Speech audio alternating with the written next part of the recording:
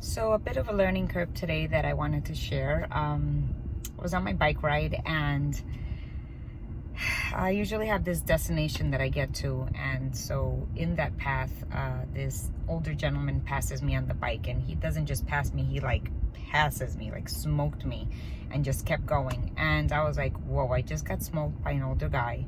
This is not gonna happen. So I start pedaling faster to try and catch up to him. And the more I try to go faster, the further and further this gentleman gets.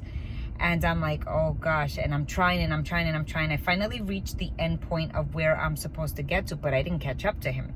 He turns around, passes me again, smokes me again, keeps going. So on the turnaround, I'm still trying to catch up to this guy, and I cannot seem to catch up to him. And now it's worse because now the wind is against me. So now I'm working double time. And so this whole nice relaxing moment that I was supposed to have on my bike of cardio, exercising, relaxing, ends up being some kind of a crazy wild goose chase. And I end up exhausting myself, breathing awkwardly, stressing myself out instead of benefiting myself. And I still didn't end up catching up to him. So it finally got to the point where I said to myself, okay, you know what? I'm not going to catch up to him, and I just need to stop. And so I did. I accepted it.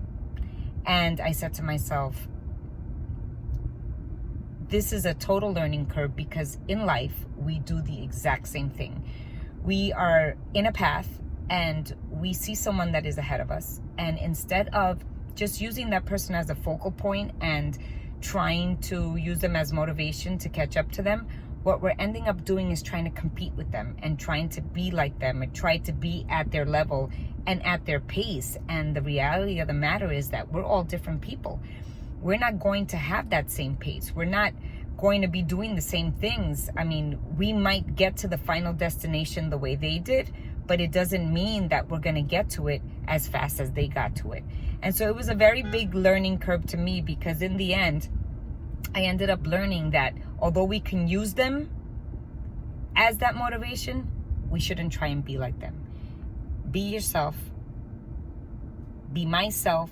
Everybody should be themselves and pace themselves and go at the level that they are physically capable of. We all have strengths. We all have weaknesses, and we have to learn how to work within those margins and still use people to help us to get there, but not in a way of like hating them or being haters, but in a way of just being accepting that it's okay to be able to admire people and admire their strengths, yet still appreciate where we are in life and not try to compare ourselves.